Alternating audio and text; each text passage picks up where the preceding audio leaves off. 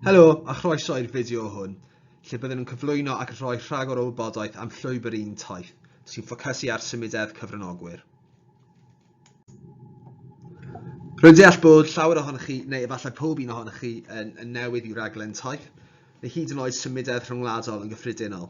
Felly dwi'n mynd i dreulio bach o amser yn edrych ar wybodaeth gyffredinol ar y rhaglen, ei phwrpas, pwy sy'n gallu cymryd rhan, a pha fathau o weithgareddau gall cyfranogwyr ymgysylltu gyda.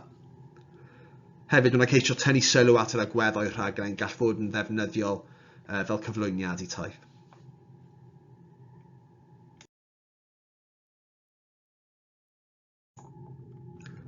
Taith yw raglen gyfnewid rhyngwladol Cymru ar gyfer dysgu, sy'n creu cyfleoedd i deithio, gwirfoddoli, dysgu a chael profiadau adnewid bywydau. Mae'n cael ei hariannu gan y Llywodraeth Gymraeg. Rydyn ni'n cefnogi pobl yng Nghymru i astudio, gwirfoddoli, hyfforddi a gweithio ym mhob rhan o'r byd, ynghyd â chynnig profiadau dwyochrog i bartneriaid a dysgwyr rhyngwladol yma yng Nghymru. Gadewch ni gael golwg gyntaf ar ba sectorau all wneud cais am gyllid taith. Mae taith yn cynnig cyfleoedd i ddysgwyr a staff yn y sectorau canlynol. Ysgolion, addysg ieuenctid, ac mae hynny'n cynnwys staff gwirfoddol hefyd, addysg oedolion, addysg bellach ac addysg a hyfforddiant galwedigaethol. Addysg uwch hefyd sy'n cael ei rannu naill ai symudedd addysg neu symudedd ymchwil fel rhan o Llwybr. Efalla'ch bod eisoes yn ymwybodol o taith, ond nad ydych yn hollol siŵr am sut mae'r gwahanol lwybrau neu awadau cyllid yn gweithio mewn gwirionedd. Mae Llwybr yn ymwneud â symudedd grwpiau ac unigolion. Byddwn ni'n sôn am hwn yn fwy manwl nes ymlaen yn y fideo. Gall symudedd gwmpasu lleoliadau tymor byr a thymor hir, naill ai astudio, gweithio neu wirfoddoli'n dramor. Rhaglen yw taith sy'n galluogi chi i fynd â disgyblion, pobl ifanc, neu ddysgwyr ac unrhyw fath o unrhyw un o'r sectorau o'n i'n sôn am yn y slaid cynt, dramor i gyfnewid dysgu gydag eraill o'ch sector. Fel y soniwyd, gall dysgu fod yn ffurfiol lle mae cymhwyster newydd yn cael ei dderbyn, megis astudio neu hyfforddi, neu gall bod ychydig yn llai ffurfiol gyda chyfleoedd gwirfoddoli neu gysgodi swyddi. Yn y pen draw, mae taith yn ymwneud â dysgu ac mae angen i'r dysgu fod wrth roedd unrhyw gais sy'n cael ei chynnig. Mae yna ystod eang dros ben o weithgareddau gallwch gymryd rhan ynddi.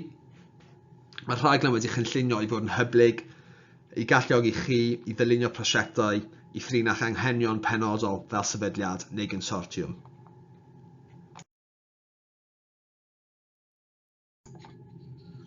Gyda hyblygrwydd o wahanol weithgareddau gallwch chi trefnu, mae potensial wrth gwrs ar gyfer ystod enfawr o fanteision i'w chael gyda chyfnewidfeydd rhyngwladol ar lefel cyfranogwyr unigol a lefel sefydliadol hefyd. Dyma rhai enghreifftiau cyffredin o'r mathau o fanteision a'r effaith gadarnhaol y gall cyllid taith ei chael.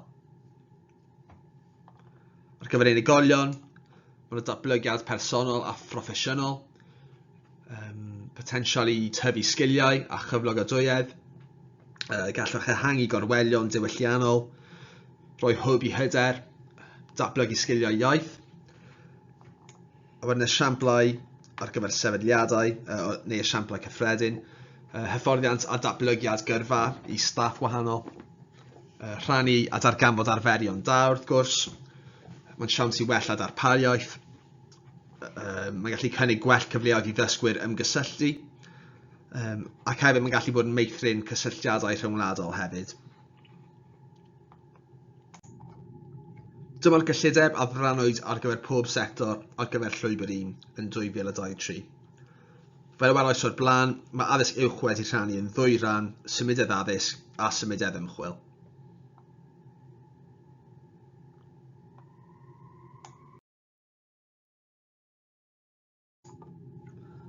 Iawn, os ar ôl dysgu tipyn yn fwy am y raglen, y gobeithio bydd diddordeb gennych mewn wneud cais, neu os chi hyd yn oed wedi dechrau meddwl am syniadau neu prosiect penodol i gynllunio, efallai bydd yn ddefnyddiol i gynnig awgrymiadau ar ble i ddechrau a rhoi phwyntiau cyffredinol i ystyried fel cam nesaf. Fel gwelwch chi ar y sleid hon, mae yna fwy o wybodaeth ar gael yn ein canllawiau rhaglen. Mae yna canllawiau rhaglen craidd i bob sector, a wedyn mae yna canllawiau raglen Llwybr 1 sy'n benodol I bob sector. Dwi wir yn argymell darllen rhain mwyn deall y gwahanol feini prawf cymhwysedd ar gyfer eich sector chi, y mathau o weithgareddau sydd yn gymwys, ac wrth gwrs pa arian sydd ar gael I chi ar gyfer pob math o weithgaredd. Fel weles o'r blaen, mae meini prawf cymhwysedd manwl ar gyfer eich sector yn y canllaw Llwybr 1 penodol eich sector, ond hoffwn drafod ychydig o'r brif pwyntiau cymhwysedd sy'n gyson I bob sector gwybodaeth heddiw. Roedd I bob sefydliad ac aelod gynsortia cael ei rheoleiddio neu gofrestru yng Nghymru ac yn gweithredu o Gymru. Ond eto mae'n werth edrych ar y rheolau penodol ar gyfer eich sector chi yn y canllawiau rhaglen, oherwydd mae yna meini prawf cymhwysedd ychwanegol ar gyfer ambell sector ac ambell gweithgaredd hefyd. Ni all cyfranogwyr unigol wneud cais yn uniongyrchol am grant, dim ond ceisiadau trwy sefydliadau neu gynsortiwm o sefydliadau mewn rhai sectorau sy'n dderbyniol. A fel y gwelwch o'r blaen, am fwy o fanylion am y rheolau cymhwysedd, sicrhewch bod chi'n darllen y canllawiau rhaglen sector penodol sydd ar gael ar y safle.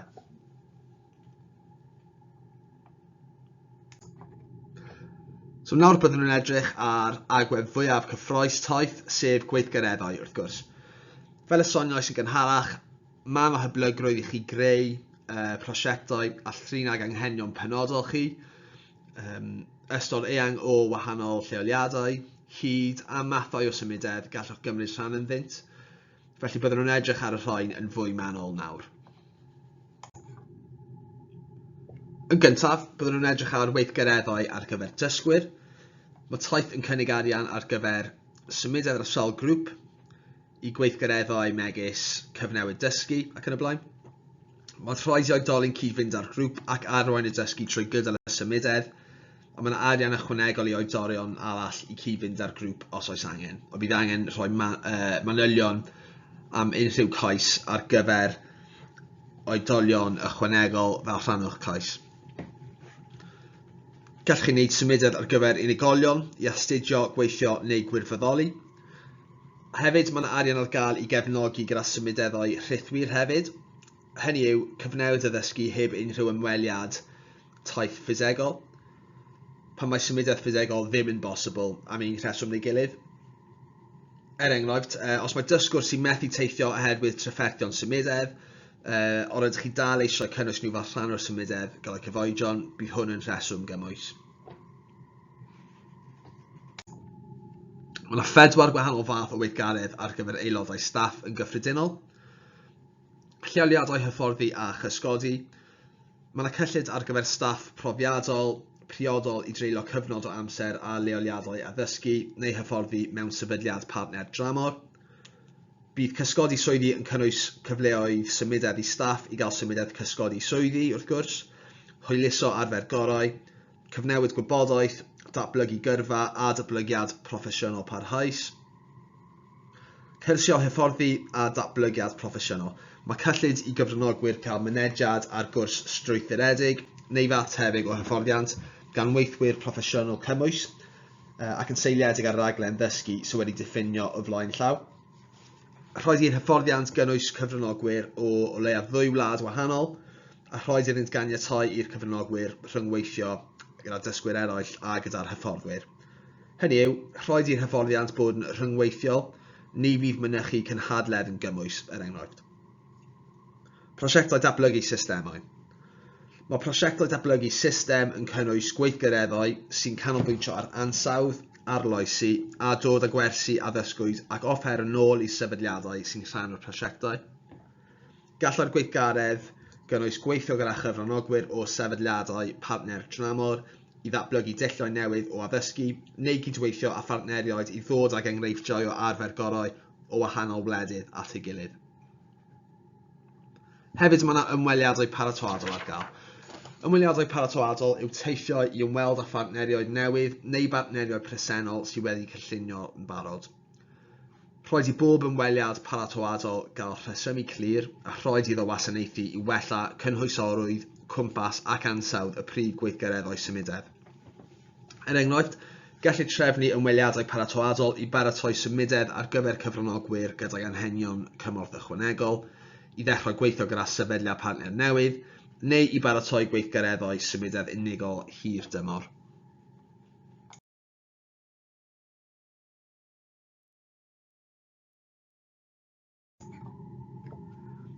Nawr byddwn ni'n edrych ar ambell enghraifft o brosiectau oedd yn llwyddiannus wrth ymgeisio am gyllid taith yn gorffennol. Yn gyntaf, yn y sector ieuenctid, mae gennym brosiect sydd wedi creu partneriaeth gyda zenon newydd ym maes chwaraeon. Nod y prosiect yw deall sut y gall pobl ifanc chwarae rhan yn hybu'r cynnydd yn y defnydd o ieithoedd brodorol Cymru a zenon newydd trwy chwaraeon. Yn y sector ysgolion, mae gennym prosiect sydd wedi creu partneriaeth gyda Lesotho.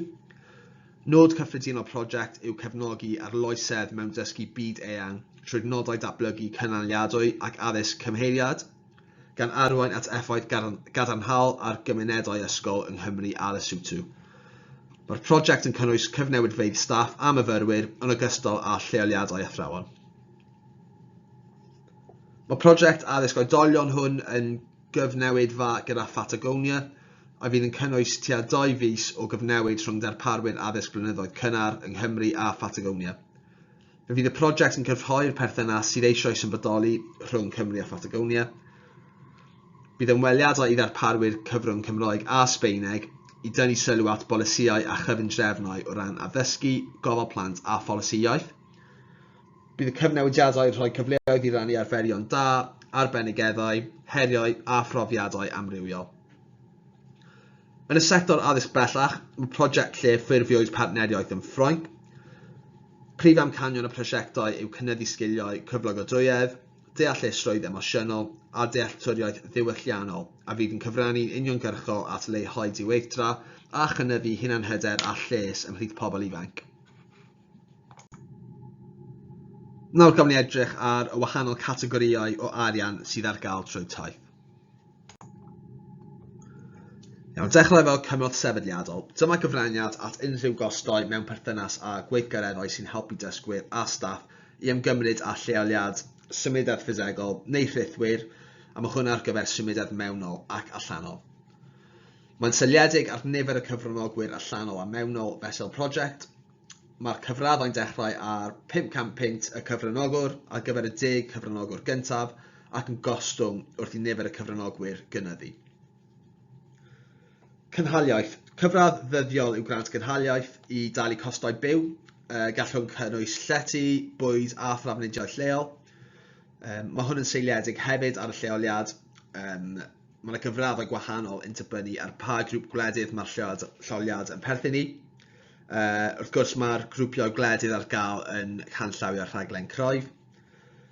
A mae cynhaliaeth ar gael ar gyfer symudedd ffisegol yn unig. Felly, nid oes cynhaliaeth ar gael ar gyfer symudedd rhythwyr. Grant teithio. Cyfraniad ac gost uniongyrchol teithol ar gyfer gweithgareddau symudedd mewnol ac allanol yw grant teithio. Mae lefelau cyllid yn seiliedig ar y pellter rhwng Cymru a'r wlad rhyngwladol sy'n bartner. Teithio gwyrdd. Bydd cyfraddau grant uwch ar gael I gyfranogwyr sy'n defnyddio opsiynau teithio gwyrdd sy'n amgylcheddol gynhaliadwy. Eto, mae'r manylion ar gael yn y canllawiau rhaglen. Mae'r cyllid ychwanegol ar gyfer teithio gwyrdd ar gael am bellteroedd rhwng 100 km a 3,999 km. Bydd gofyn I buddiolwyr ymgeisi am hwn fel grant ychwanegol yn ystod y prosiect os oes angen. Trafnidiaeth o fewn y Deyrnas Unedig. Hefyd, mae yna arian ar gael ar gyfer trafnidiaeth o fewn y Deyrnas Unedig fel rhan o symudedd allanol, enghraifft bws i'r maes awyr. Yn debyg I teithio gwyrdd, bydd angen wneud cais ar gyfer yr arian ychwanegol trwy lenwi ffurflen yn ystod y prosiect. Cymorth ychwanegol I gyfranogwyr ag anableddau. Mae yna 100% o'r costau gwirioneddol a nodwyd o ran cynhwysiant ar gyfer dysgwyr a staff sydd ag anableddau ac anghenion ychwanegol. Mae dysgwyr o gefndiroedd difreinsiedig yn gymwys am gyllid ychwanegol hefyd ar gyfer costau cysylltiedig a theithio, mwyn cefnogi I gymryd rhan mewn gweithgaredd symudedd ffisegol, enghraifft costau visas. Costau eithriadol. sy'n gysylltiedig â Covid-19. Mae yna gostau eithriadol sy'n gysylltiedig â Covid ar gael, ond wrth gwrs, dwi'n gobeithio ni fydd angen hwn arnoch chi eleni. Mae hi ar gael rhag ofyn. Costau cwrs neu hyfforddiant. Dyma costau sy'n cwmpasu ffïoedd, cyrsiau a hyfforddiant mewn cysylltiad â hyfforddiant rhyngwladol, neu gweithgareddau symudedd datblygiad proffesiynol parhaus ar gyfer staff. Costau datblygu, dyma gyfraniad at y cost o ddatblygu neu cynnig lleoliadau cyfnewid rhythwyr.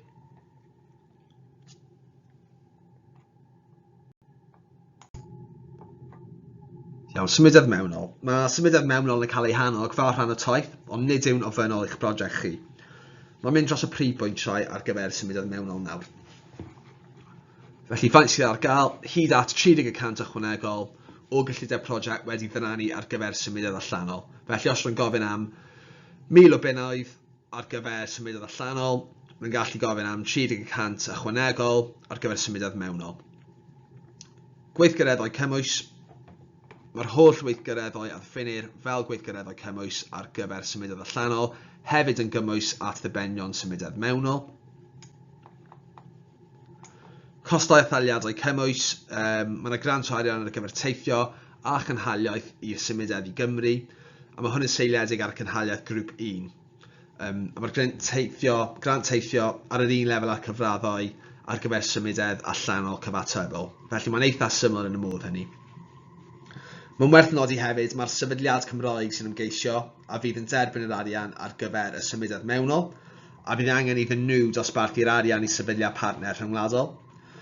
Eto, mae fwy o manylion ar gael fel rhan o'r canllawio rhaglen Llwybr 1 ar gyfer eich sector chi. Iawn, na siarad tipyn nawr am y cyrff trefnu sectorau. Mae'r cyrff trefnu sector sefydliadau sy'n cael eu hariannu gan taith i godi ymwybyddiaeth am y cyfleoedd sydd ar gael yn eu sector nhw, ac i roi cyngor a chymorth i sefydliadau hynny sy'n gwneud cais am gyllid. Gall y cyrff trefnu sector hefyd ddarparu cefnogaeth a chyngor i sefydliadau llwyddiannus ac aflwyddiannus yn dilyn y broses asesu, yn ogystal â rhoi cymorth gyda ffeindio partneriaid newydd. Iawn, y corff trefnu sector ar gyfer addysg ieuenctid yw gynsortiwm o 3 sefydliad sydd gyda'i gilydd gyda llawer iawn o brofiad yn y maes addysg ieuenctid, prosiectau gwirfoddol a chyfnewid rhyngwladol yng Nghymru a thramor hefyd. A gallwch weld y manylion cyswllt fan hyn am bob un ohonynt. Ond y 3 sefydliad yw Cyngor Cymreig Gwasanaethu Ieuenctid Gwirfoddol, Canolfan Materion Rhyngwladol Cymru a Clwb Bechgyn a Merched Cymru. Y corff trefnu sector ar gyfer ysgolion yw Cysylltiadau Rhyngwladol, neu ILG mewn Saesneg. Mae'n sefydliad dielw, ac mae gan ILG profiad helaeth o weithio gydag ysgolion yng Nghymru i ryngwladoli eu cwricwla. Drwy'r rhaglen newydd, mae gan ILG dîm sy'n ymroddedig i gefnogi ysgolion ar draws Cymru mwyn manteisio ar gyfleoedd taith. Y corff trefnu sector ar gyfer addysg i oedolion yw gynsortiwm o 2 sefydliad sydd wedi hymgorffori yn y sector addysg i oedolion, gyda hanesion cyfoethog o gefnogi unigolion a sefydliadau yng Nghymru, yn ogystal â chynllunio a rheoli symudiadau rhyngwladol. Partneriad y consortiwm yw Sefydliad Addysg a Gwaith ac Addysg Oedolion Cymru. A fel y welais o blaen, dyma'r manylion cyswllt i chi ar y sleid hwn.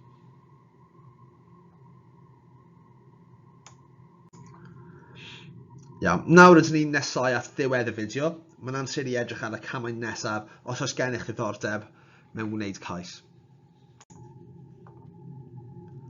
Yn gyntaf, mae yna llwyth o wahanol adnoddau ar gael i chi ar ein wefan, gan gynnwys canllawiau croedd y rhaglen a'r canllawiau Llwybr 1 sector penodol.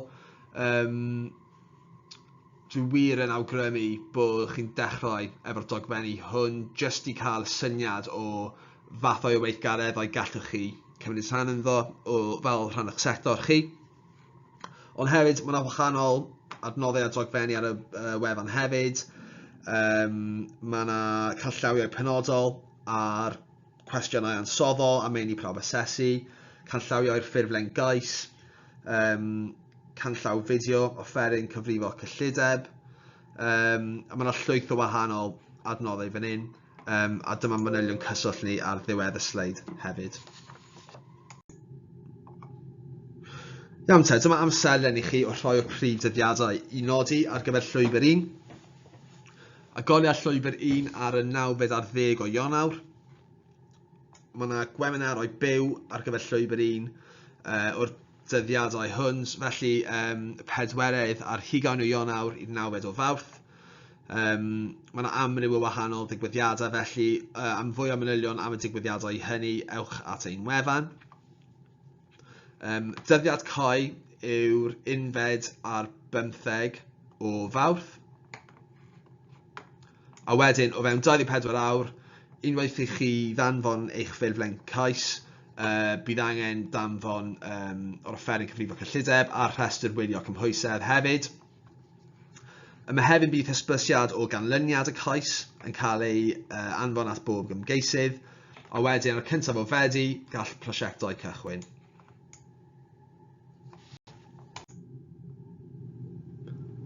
Ac i gorffen, dyma manylion cyswllt y tîm.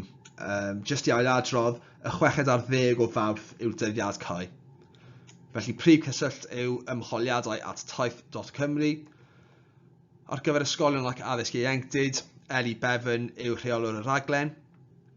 Ar gyfer addysg oedolion, addysg bellach ac addysg a hyfforddiant galwedigaethol, cysylltwch â Walter Brooks fel rheolwr rhaglen am y sectorau hynny.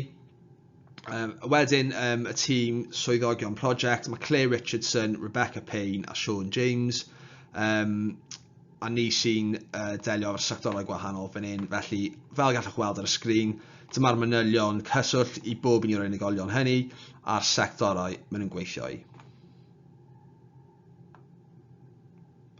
A dyna ni. Gobeithio bod y cyflwyniad yn ddefnyddiol, am y diddordeb gennych chi mewn ymgeisio. Fel y wedais o'r blaen, os oes unrhyw cwestiynau o gwbl, rhowch wybod i ni gan ddanfon e-bost. Diolch yn fawr, hwyl am y tro.